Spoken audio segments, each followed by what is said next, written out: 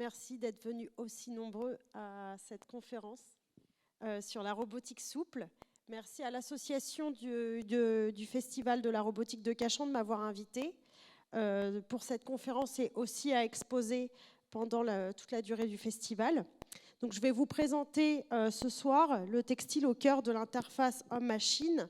Comment en fait, le textile va provoquer un changement de paradigme par rapport aux interfaces homme-machine et générer ce qu'on appelle de la robotique souple.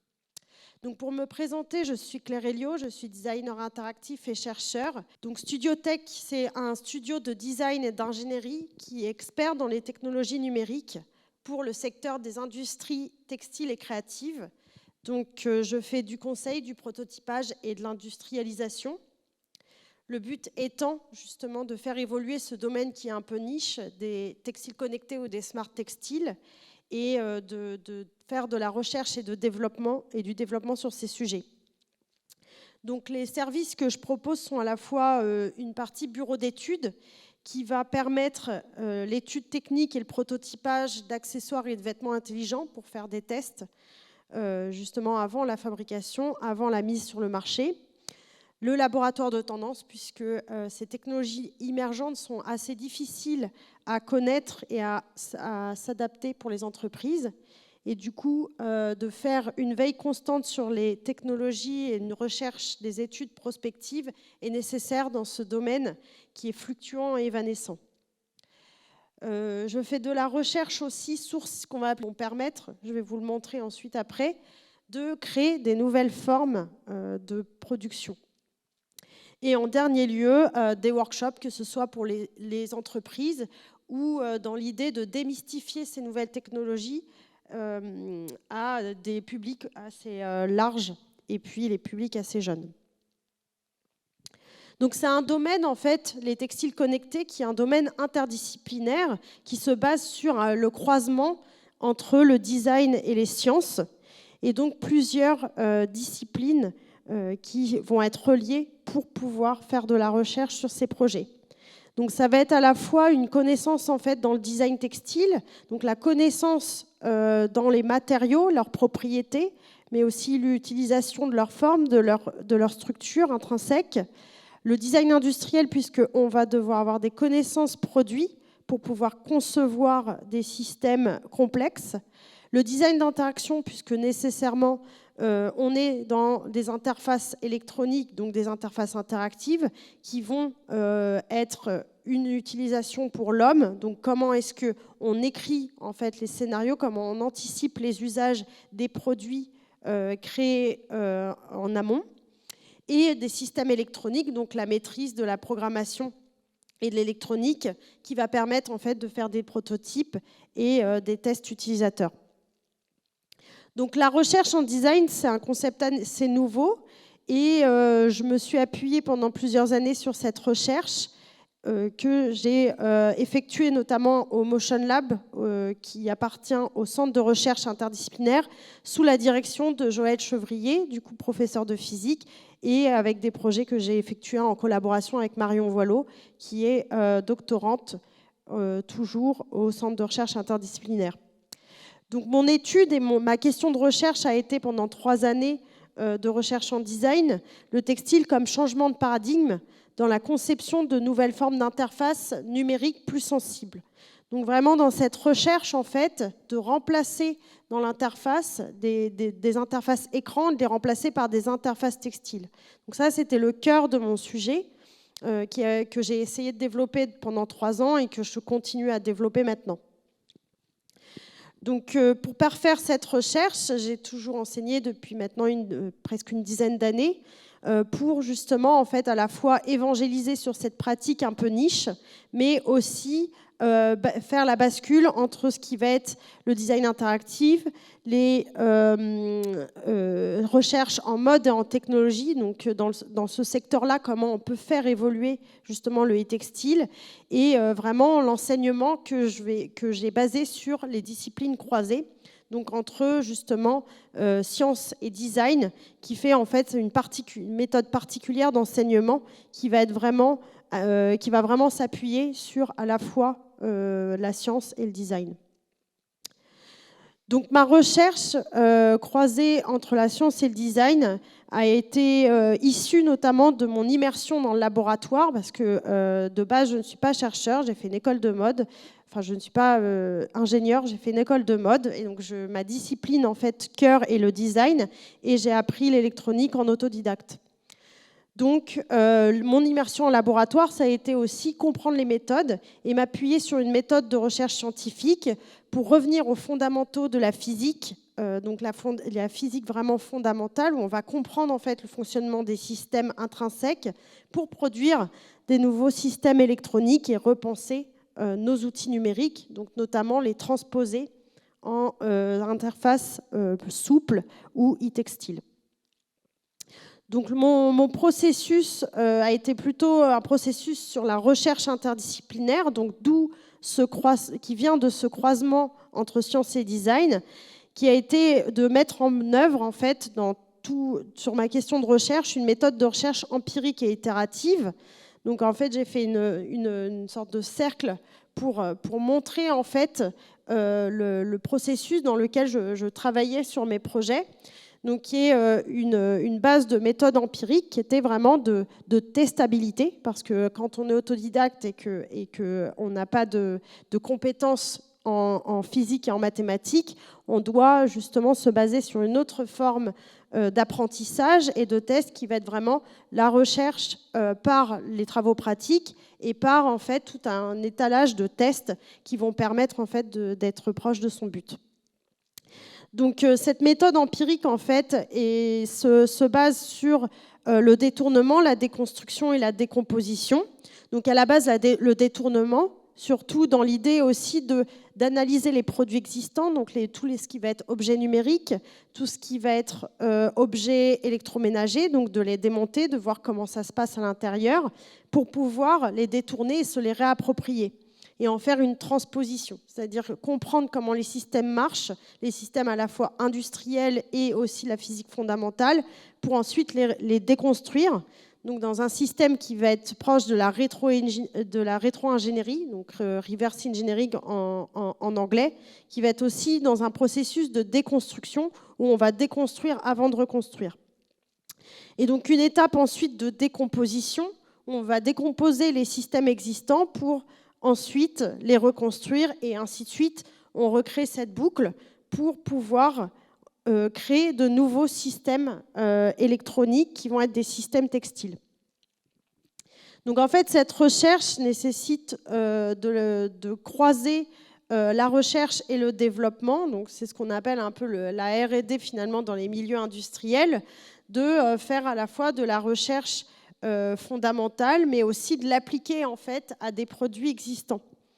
Donc, qui était finalement une recherche qui était basée sur la recherche formelle, étant donné que justement je viens du design, c'était un des premiers champs sur lequel se basait mon exploration, donc notamment en fait dans le redesign des composants électroniques, donc réinterroger la forme des composants électroniques existants. Donc cette forme qui va être aussi cette couleur, cette matière, cette finition que j'ai complètement déconstruit pour pouvoir me réapproprier les composants électroniques et les refabriquer. Et ensuite, du coup, dans un dernier temps, intégrer ces systèmes électroniques dans les matériaux souples, puisque une fois que je les avais décomposés, je les reconstruisais en termes de matériaux souples. Donc, voici pour mon processus de recherche. Et maintenant, je vais vous expliquer un peu finalement ce que sont les e-textiles, parce que j'ai été plutôt vague pour le moment. Donc les e-textiles, c'est ce qu'on pourra appeler aussi des matériaux souples réactifs. Je préfère finalement ce terme de matériaux souples parce que quand on parle de textile, on parle de tissage, donc on évacue tous les nouveaux matériaux aussi et tous les cuirs, par exemple, qui ne sont pas considérés comme des textiles, comme ils ne sont pas tissés. Comme ils ne sont pas travaillés, en fait, où ce n'est pas des fils, une base de fils. Alors que la définition du textile, ça va être plutôt basé sur justement une chaîne et une trame, une structure du coup, qui est liée avec des tissages de fils. Donc ces textiles connectés sont des matériaux souples qui vont être fonctionnalisés par un système électronique. Donc on a le matériau souple, le système électronique qui vient par-dessus ou qui est connecté au système et qui va faire que on va obtenir une matière souple réactive, donc qui va en fait être fonctionnalisée et qui va pouvoir contenir des informations. Donc j'appelle ça finalement la conception de nouvelles formes de matériaux qui vont être des métamatériaux, donc le fait que les textiles connectés vont pouvoir contenir et diffuser de l'information. Donc, et la possibilité, en fait, en passant du textile, passant de l'information immatérielle à de l'information matérielle, de matérialiser ces informations par la matière, justement. Donc, l'utilisation des propriétés de base de textile qui vont être intéressantes à exploiter, qui sont par exemple la flexibilité, la protection, mais aussi la supplémentation des fonctions par l'ajout de nouvelles propriétés, notamment avec l'apparition des nouveaux textiles qui vont être des textiles techniques, donc des textiles hydratants, des textiles isolants, des textiles conducteurs, des textiles qui ont tout un tas de propriétés qu'on va exploiter pour fabriquer finalement des matières communicantes. Donc ce sont justement ces textiles techniques que je commençais à vous citer, donc à vous lister, qui sont des textiles aux propriétés techniques. Donc ceux en particulier que je vais utiliser, ça va être des tissus ou des fils métalliques qui sont enduits, donc enduits d'inox, d'argent par exemple, et qui va faire qu'on va fonctionnaliser ces matériaux et on va créer de la conductivité, donc à un plus ou moins faible pourcentage, et donc vont permettre ainsi d'utiliser ces matières comme des composants électroniques. Donc on va vraiment s'appuyer sur les propriétés physiques et avec le sourcing justement des matériaux, donc cette recherche des possibilités industrielles des matériaux, on va chercher tout un tas de textiles qui vont avoir des couleurs, des matériaux et des formes différentes. Donc ici, on est quand même sur des teintes de gris, puisque le métal, quand même, surtout l'inox, l'argent, vont être plutôt gris. Mais on peut avoir aussi, par exemple, du cuivre. Donc comme ces fils que je vous présente ici, qui vont être des fils techniques, qui sont enduits, pareil, d'inox, de métal, de cuivre, avec des titrages différents et qui vont être fabriqués pour des usages machines assez divers et variés. Donc par exemple, du fil très fin, comme celui qu'on voit en premier plan, ça va être du fil pour broder. Donc là, on va pouvoir en fait broder des composants électroniques ou des circuits électroniques. Et ce à l'arrière, c'est plutôt pour du tissage, plutôt pour fabriquer un maillage ou une fibre, un échantillon textile entier. On va avoir aussi d'autres possibilités comme l'encre conductrice et qui va pas via le processus de sérigraphie pouvoir être mis en surface de textile. Donc là, ici, pareil, deux exemples d'encre conductrice. Donc, une encre conductrice avec une base de graphite qui va être faible en conductivité et une encre conductrice avec une base d'argent, de particules d'argent, qui va être forte en conductivité.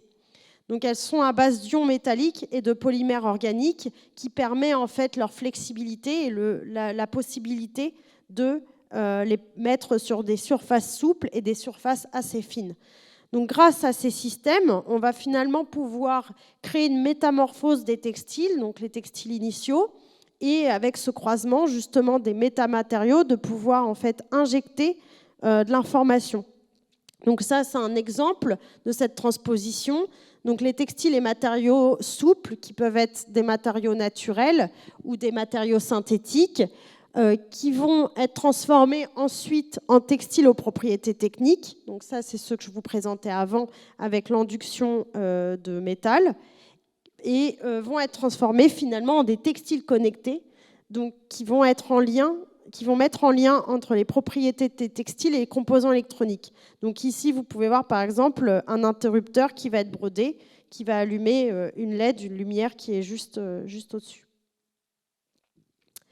Donc mes projets de recherche s'effectuent vraiment sur cette transposition, comme je l'ai introduit un peu avant, cette transposition et cette métamorphose des textiles classiques en textiles qui ont des propriétés. Donc, par exemple, ici, c'est toute une phase de recherche que j'ai fait sur des capteurs d'humidité qui sont intégrés directement de la maille. Donc, très, très fins, très, très petits, et donc qui pourraient permettre d'être intégrés en fait, sur des surfaces très souples, voire proches du corps. Donc, ma recherche va être surtout dans la conception de phases de production industrielle. Donc là, l'échantillon que vous pouvez voir, vous voyez que c'est exactement la même forme qui est répétée. C'est parce que c'est fait avec une machine industrielle. Parce que j'ai la chance de donner cours dans une école qui est une école d'ingénierie textile qui s'appelle l'ITEC, où du coup, on fait des tests machines avec les étudiants. Sur des machines, justement, ils ont un parc machine énorme avec des machines industrielles qui permettent de passer du prototypage de ces composants électroniques à une plus grande échelle et surtout à une reproduction sérielle de ces systèmes. Parce que, en fait, la problématique, c'est comme ces systèmes ne sont pas existants encore sur le marché ou sont très niches, les machines ont besoin d'être un peu détournées et de faire des tests directement avec les machines pour pouvoir les habituer à travailler avec des nouveaux fils. Parce que les fils conducteurs métalliques, ils n'ont pas les mêmes propriétés que des fils classiques. Donc comment est-ce qu'on dépasse ces problématiques en faisant justement cette recherche qui va être la recherche fondamentale liée à une recherche qui va être plutôt empirique, où on va faire un tas de tests qui vont permettre d'aller ensuite sur des systèmes qui sont ensuite vraiment pertinents. Donc ici, vous voyez par exemple la taille, l'écart entre chaque fil va faire que mon composant électronique va être plus ou moins efficace. Donc c'est tous ces tests que je fais en amont et des articles que je vais publier en open source la plupart du temps sur justement ces systèmes et cette industrialisation possible. Donc, mon but étant de finalement travailler surtout sur ces interfaces tangibles. Donc, grâce à ces composants électroniques, non pas seulement de travailler sur la phase d'industrialisation, mais vraiment de reconsidérer les interfaces et de se dire que nos interfaces écran actuelles ne sont pas suffisantes et comment on peut déployer de nouvelles formes d'interfaces numériques et des interfaces plus sensibles, plus adaptables, donc grâce au textile. Donc, comment on convertit des interfaces immatérielles en interfaces physiques. Lorsque je dis tangible, c'est le fait qu'on peut le toucher, on a une préhension de la réalité. Ces typologies d'interfaces vont être par exemple des interfaces souples qui vont rendre les choses plus physiques, plus tangibles. Les interfaces incorporées, donc le fait de travailler par exemple sur des applications qui vont être le vêtement connecté et donc proche du corps. Les interfaces sensibles, donc travailler sur la partie aussi sensationnelle, parce que finalement, en fait, avec les interfaces écran, on n'a aucun retour vraiment sensitif. Donc comment est-ce qu'on déploie cet aspect ? Et du coup, les interfaces aussi naturelles, le fait que les outils numériques actuels nous obligent à avoir certains comportements et comment on va remettre en place des comportements plus naturels qu'on va avoir avec notre environnement en tant qu'humain. Donc les interfaces incorporées, c'est vraiment l'idée d'adapter au corps les systèmes électroniques et donc de travailler sur de la captation qui va être au plus proche du corps. Donc l'exemple type, ça c'est un prototype que j'ai fait de gants connectés qui intègre des capteurs de flexion souples. Donc on voit légèrement les lignes, mais ils sont surtout intégrés à l'intérieur du gant. Et le fait d'avoir fait des composants qui sont entièrement textiles, ça permet une flexibilité maximale. Donc on arrive à une précision très forte, sans que ça gêne aussi le corps, sans que ça vienne en fait contraindre le corps. D'où l'importance de l'invisibilisation des systèmes électroniques, où finalement les composants vont être intégrés directement à la matière, ils ne vont pas être au-dessus et être attachés et que le textile est qu'un support. C'est vraiment le textile qui devient le capteur, donc qui devient le support. Donc on va pouvoir être vraiment dans la précision des données et imaginer et créer des nouvelles formes d'interfaces, donc les interfaces dites naturelles.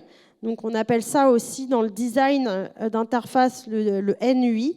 Donc c'est des interfaces qui reprennent des comportements naturels de l'humain sous un principe d'affordance que je vais vous expliquer ensuite. Donc l'utilisation de ce principe pour créer des interactions homme-machine plus évidentes.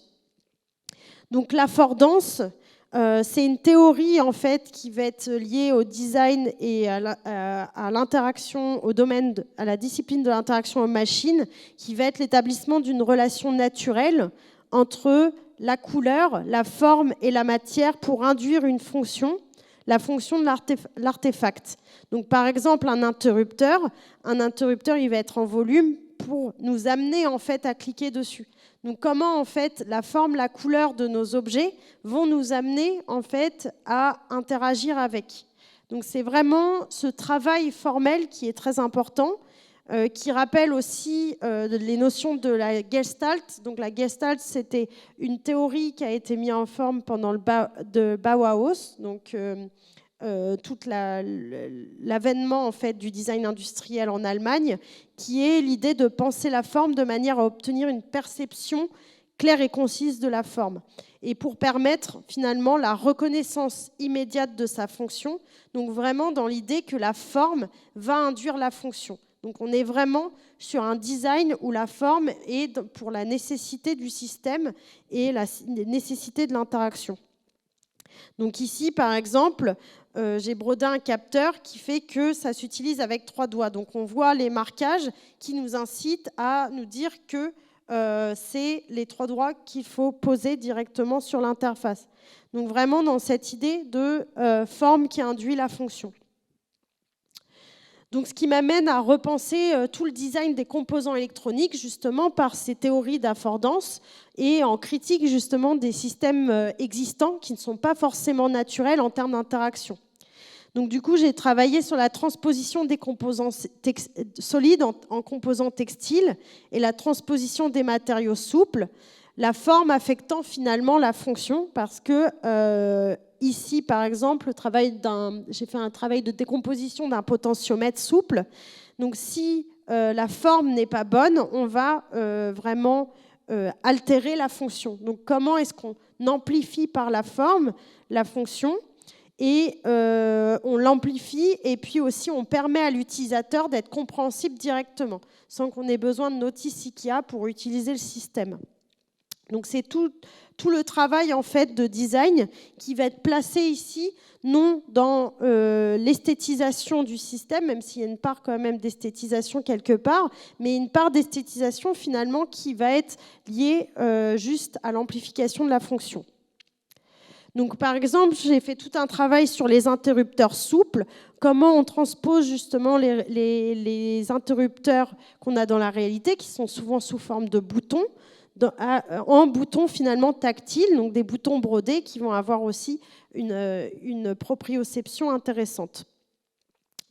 Donc là, ici, je peux vous montrer donc plusieurs essais. Là, d'autres essais d'interrupteurs qui vont être plus des potentiomètres, où en fait la forme nous invite à tourner ou à appuyer.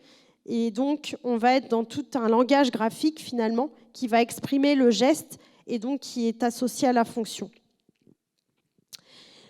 Et donc, c'est également un travail sur les interfaces qui vont être adaptables, qui est intéressant à creuser avec le textile, qui va être la transformation notamment des surfaces textiles en surfaces fonctionnelles.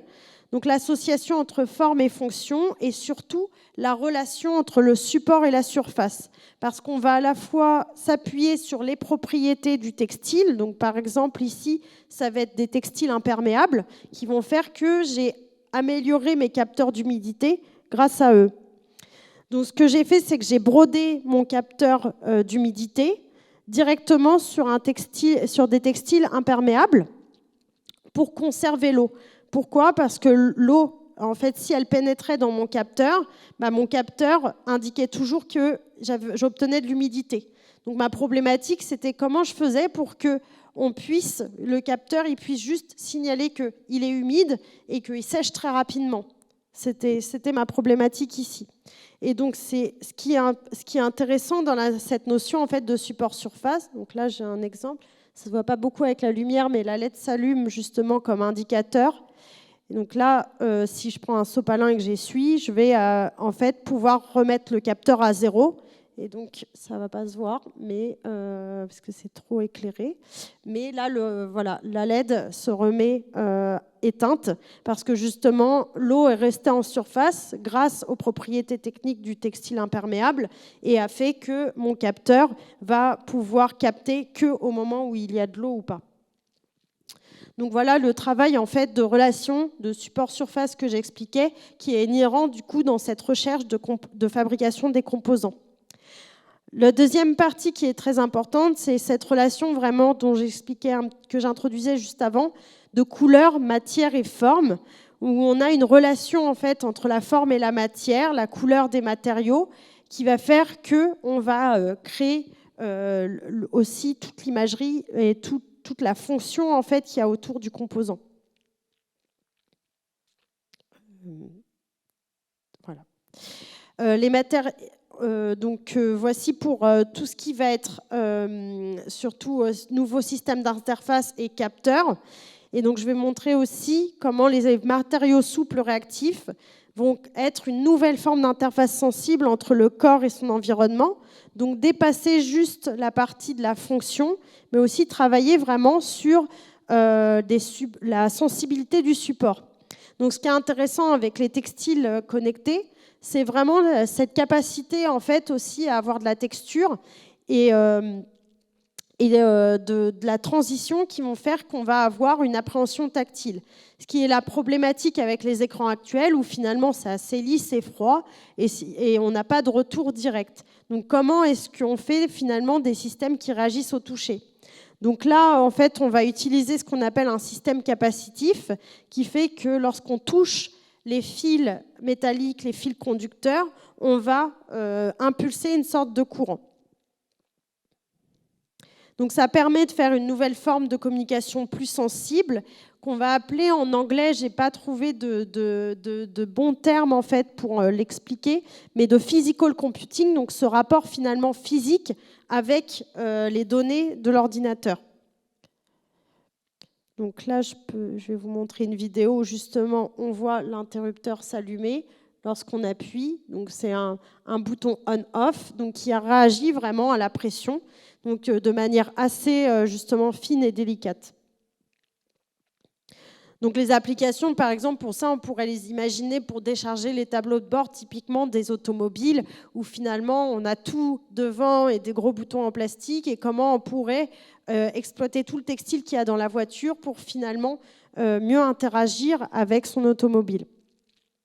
Mais aussi plein de domaines où justement l'interface textile serait intéressante à exploiter en tant que système de communication.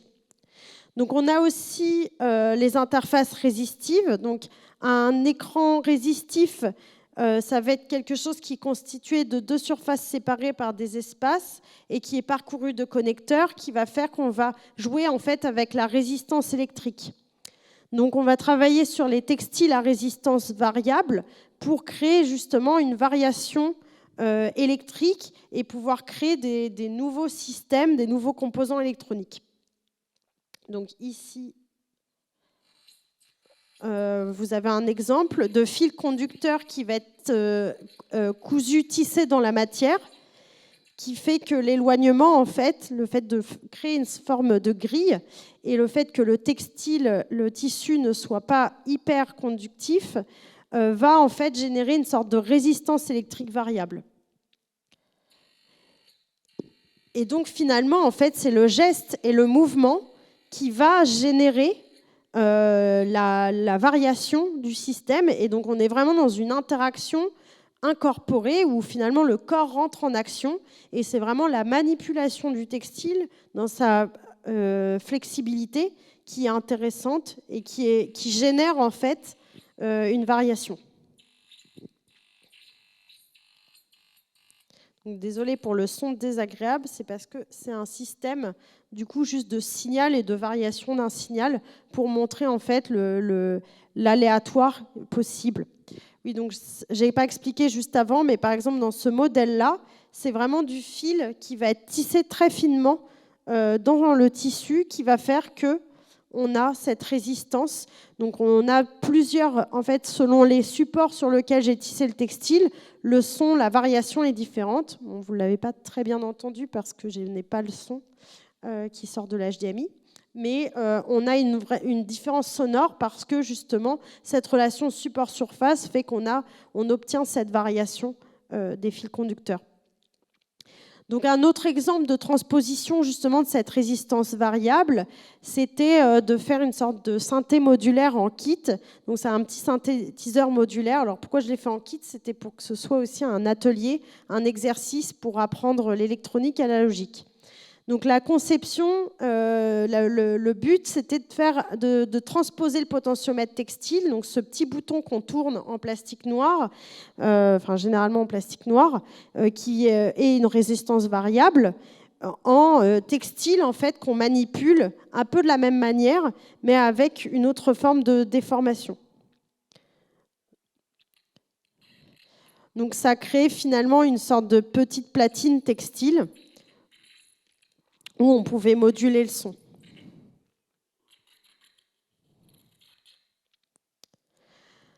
Ensuite, le dernier travail que j'ai fait en termes d'interface, ça va être sur les interfaces haptiques et la possibilité en fait de recréer cette perception cutanée et kinesthésique qui parfois est oubliée à cause des écrans et qui fait qu'on va avoir envie de retrouver ces perceptions cutanées.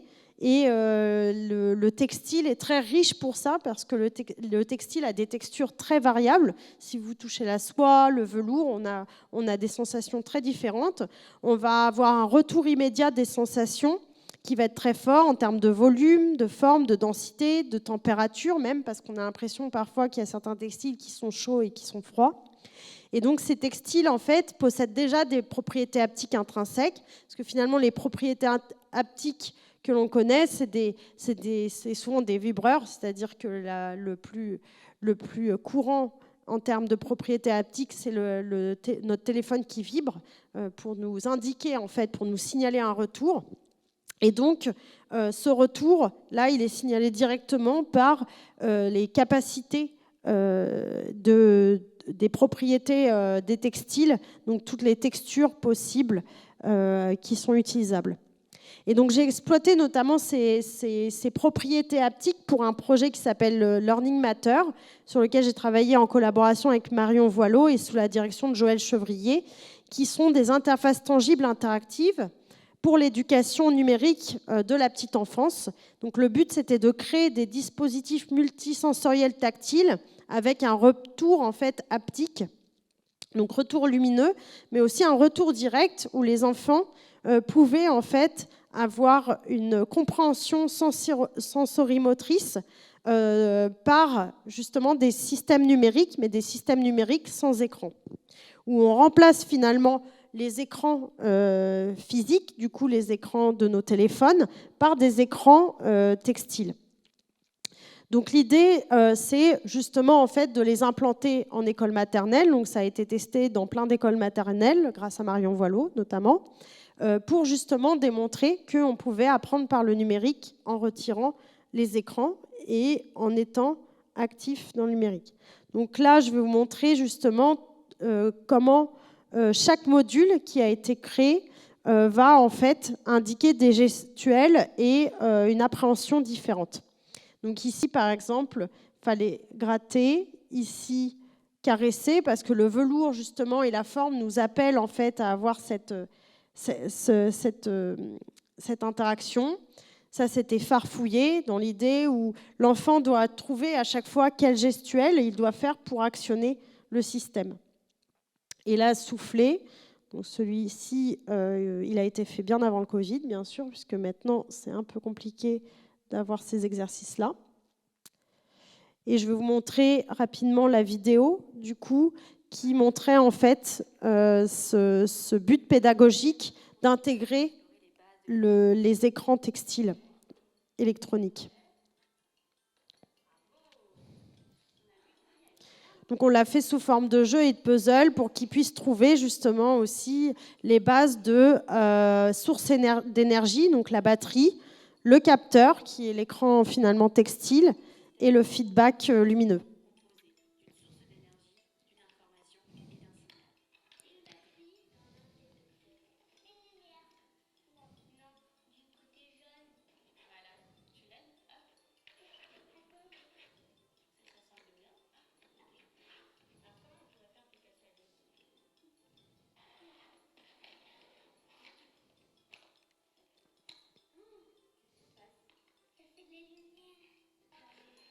Donc le but était vraiment à la fois d'apprendre par le numérique et avec le numérique, c'est-à-dire de comprendre comment un outil numérique fonctionne, mais aussi d'avoir une forme d'alternative qui permettait en fait d'avoir des exercices sensorimoteurs qui étaient intégrés à des dispositifs électroniques. Donc on va passer à la partie qui nous intéresse le plus ici, qui est la thématique du coup de la robotique et qui va montrer mes explorations en termes de robotique souple et comment je me suis intéressée en fait à la robotique souple par le biais des nouvelles formes d'interface naturelle dont je parlais tout à l'heure et comment en fait le textile pourrait créer de nouvelles formes de robotique et les matériaux souples. Donc là, je me suis intéressée à ce qui va être une robotique plus biomimétique et dans la reproduction des mouvements aléatoires de la nature par la robotique souple dans le but de créer des interfaces tangibles sensorielles. Donc vraiment, cette idée de m'inspirer de la nature pour pouvoir créer de nouvelles formes de robotisation, de nouvelles formes de motorisation qui sont plus naturelles, plus aléatoires aussi, parce que la robotique, ce n'est pas nécessairement le besoin d'être ultra précis, mais d'avoir quand même le contrôle sur ces surfaces souples.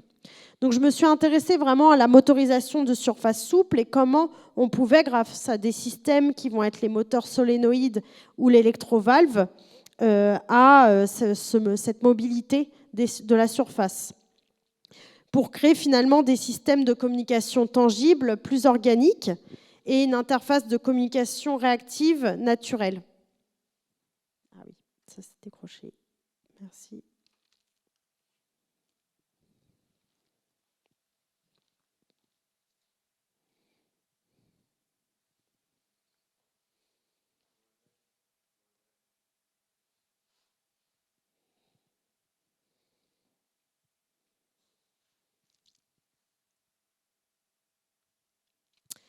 Je vais continuer à parler quand même sans image, comme ça au moins. Ah, super.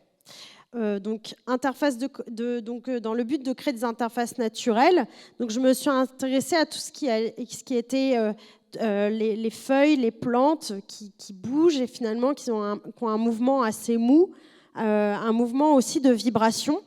Donc, je me suis intéressée à la bobine, donc la bobine qui finalement est dans les solénoïdes, qui est dans pas mal de systèmes de moteurs, donc qui va permettre de faire circuler du courant et de redesigner en fait cette bobine.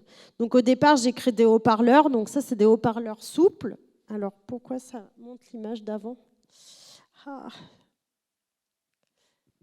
Ça n'affiche pas la bonne image. C'est bloqué sur... Est-ce que je peux...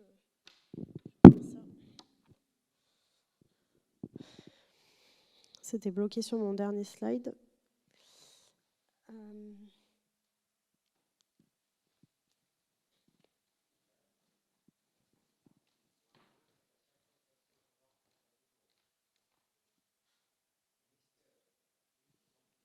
Ah, là c'est bon.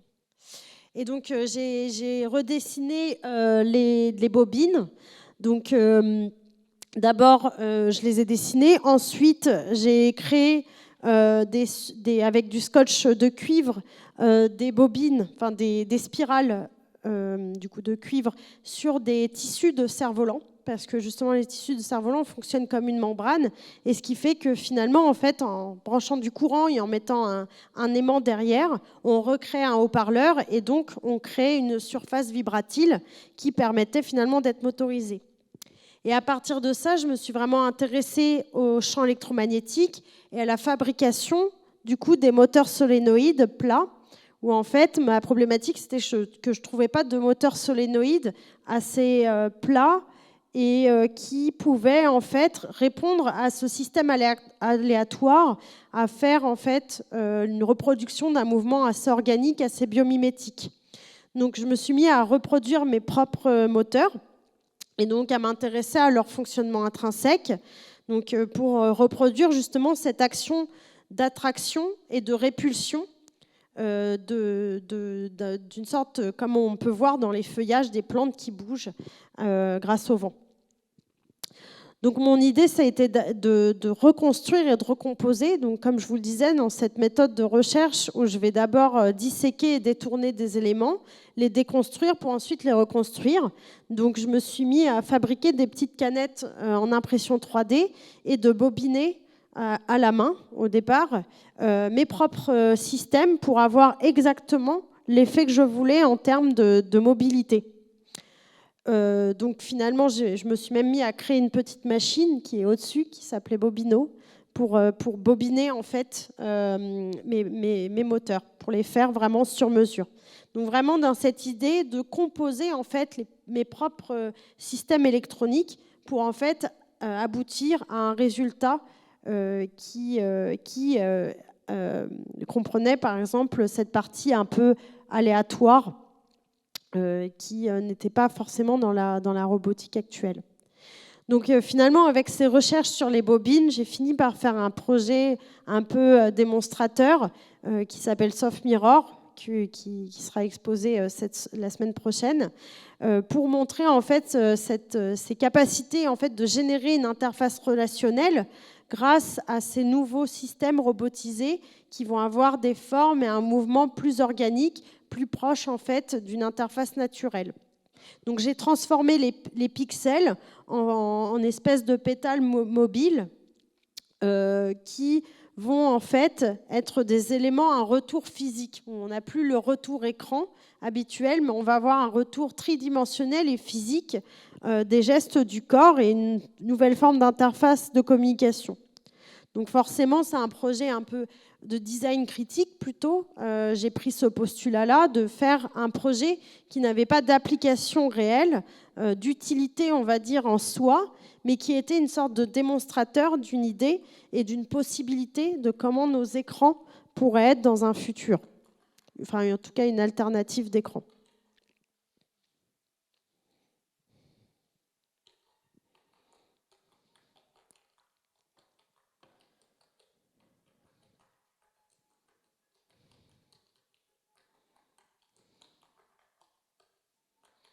Donc là, finalement, ça, c'est un petit bug heureux. J'ai un son qui a été produit parce que finalement, en fait, le boîtier que j'ai fabriqué arriva en caisse de résonance et du coup, la mobilité de chaque système crée une sorte de signal, de sifflement qui crée un son où finalement, chaque pétale, en fait, crée une sorte de polyphonie qui est un bug, quelque chose de pas anticipé. Donc, pour ce projet, on a développé en partenariat avec l'IRCAM et une application qui est dans la reconnaissance de gestes et de mouvements, une forme d'interaction, en fait, d'interface, qui fait que notre téléphone, c'est plus notre interface de communication, mais ça devient en fait juste une sorte de télécommande de reproduction des gestes.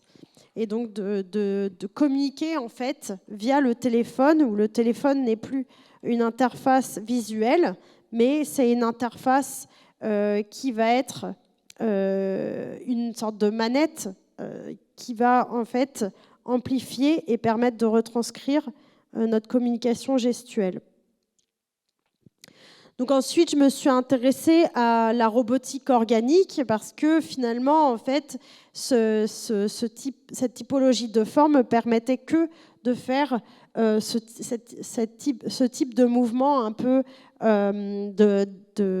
d'attraction et de répulsion, et qui fait que je me suis intéressée aussi à d'autres possibilités de faire mouvoir de la forme et de la contrôler par électronique. Donc notamment j'ai pris le parti d'aller vers la robotique organique après la robotique biomimétique, donc vraiment d'être sur des systèmes gonflables et de pneumatiques qui vont en fait avoir ces capacités de se mouvoir en fait autrement. Donc là, on le voit ici, où j'ai fabriqué des moules qui m'ont permis en fait de couler du silicone et passer ensuite de l'air, donc avec des systèmes d'électrovalves qui permettent de aspirer et mettre de l'air dans chacun des modèles. Et donc d'avoir des formes robotiques finalement qui sont assez humaines et qui sont comme des respirations.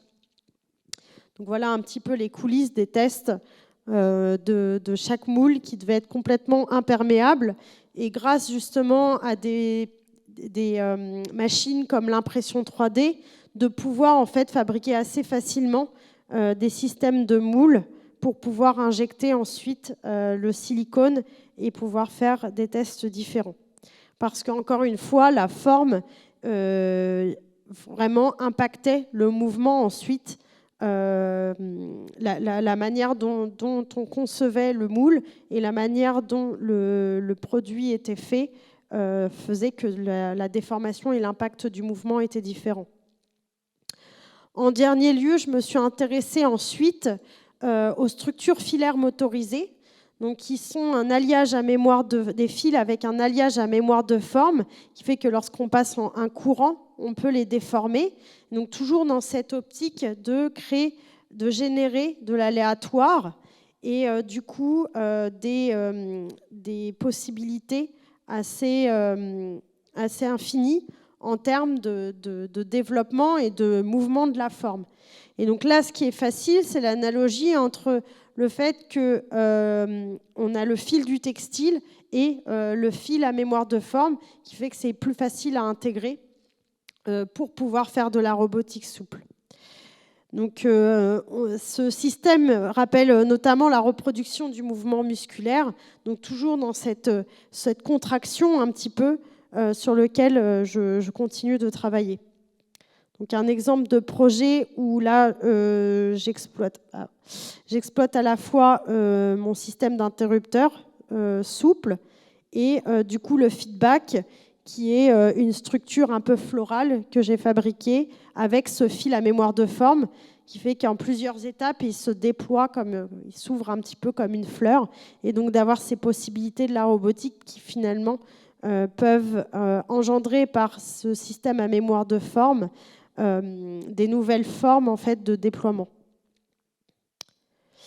Donc les matériaux souples, c'est vraiment un domaine très intéressant parce que, étant donné qu'il y a une quantité de matériaux qui existent, c'est une possibilité d'exploration, des champs infinis d'exploration en termes de textiles connectés. Et du coup, ma recherche est assez vaste en termes de possibilités, même si mes champs d'application restent un peu en amont, c'est-à-dire que je ne travaille pas sur le fait que je vais créer un projet, par exemple, de textile connecté pour le sport ou pour le médical en particulier, mais je viens plutôt en aide au niveau des entreprises et des ingénieurs qui vont créer des produits pour les aider justement à convertir leurs composants électroniques rigides en composants électroniques souples pour ensuite générer des nouvelles applications et des nouvelles formes de produits.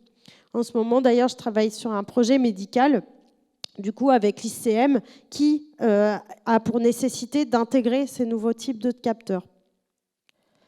Je vous remercie pour votre écoute. Et voici mon site web si vous voulez aller voir d'autres projets. Si vous voulez me contacter, vous avez mes 2 emails. Et puis aussi, vous pouvez aller voir mes publications qui sont ouvertes sur ResearchGate.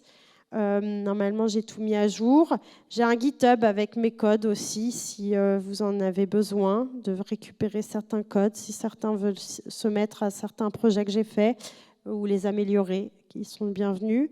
Instagram, je publie pas mal d'images parce que forcément, c'est assez visuel ce que je fais. Et mon LinkedIn pour les professionnels.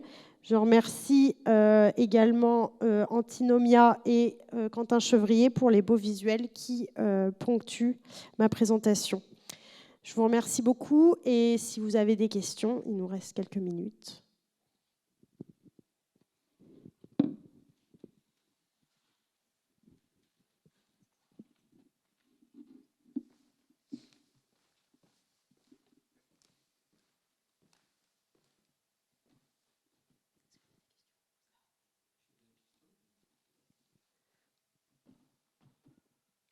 visiblement, on a une petite question. On a une petite question, parfait. Oui, moi j'ai merci pour la présentation. Juste avoir un peu plus d'exemples d'applications, soit en robotique, soit par exemple, moi j'ai essayé dans ma petite tête d'essayer de voir comment je pourrais relier ça à un robot. Par exemple, en robotique, il y a une problématique, c'est qu'on a du mal à piloter les robots. Donc, en ce moment, ce qui est un peu à la mode, c'est de prendre le robot à pleine main. Et il y a des capteurs d'effort à l'intérieur qui font qu'ils vous suivent, comme ça. On enregistre le mouvement et après, ils refont le mouvement. On les a aidés, quoi, d'une certaine manière. Ma question, c'est est-ce que le textile connecté pourrait améliorer cette chose-là, c'est-à-dire le fait de toucher un mouvement et donc qui nous suivrait comme ça et qui permettait de programmer plus rapidement les robots. Je pense que oui, parce que justement, en fait, c'est un très bon exemple.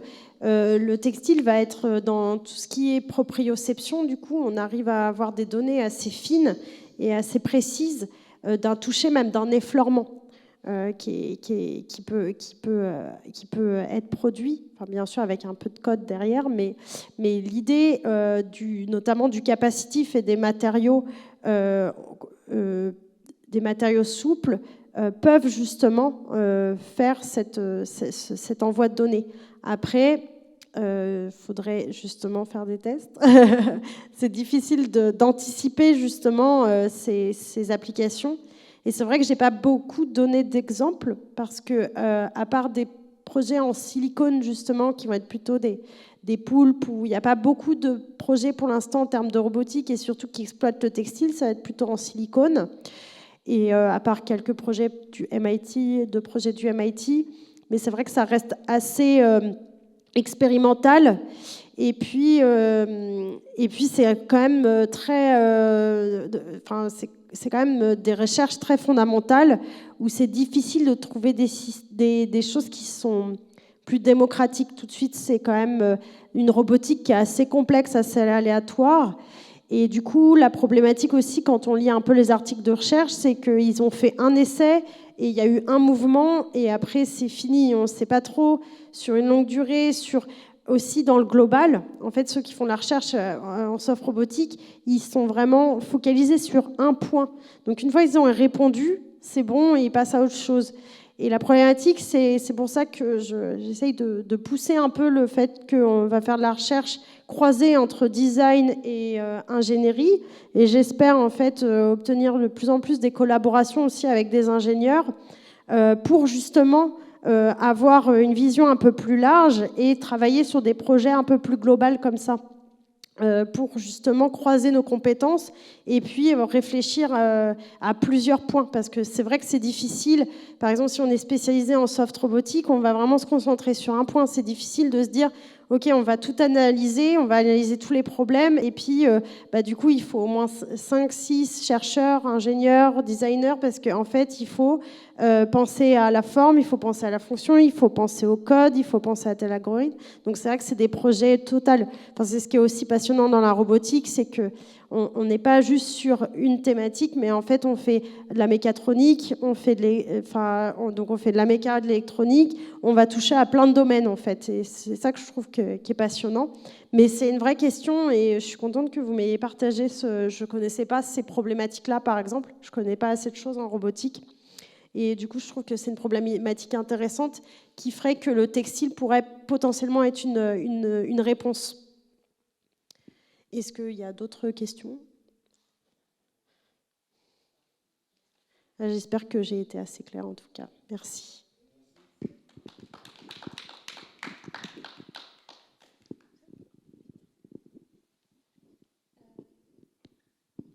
Allumé, oui. Merci beaucoup. La médiathèque du Kremlin-Bicêtre vous remercie pour votre intervention.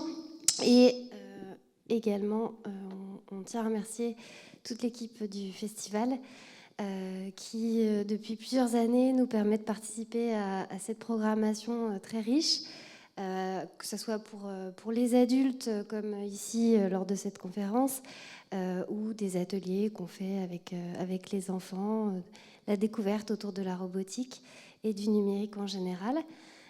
Donc merci à vous et puis à bientôt pour d'autres événements.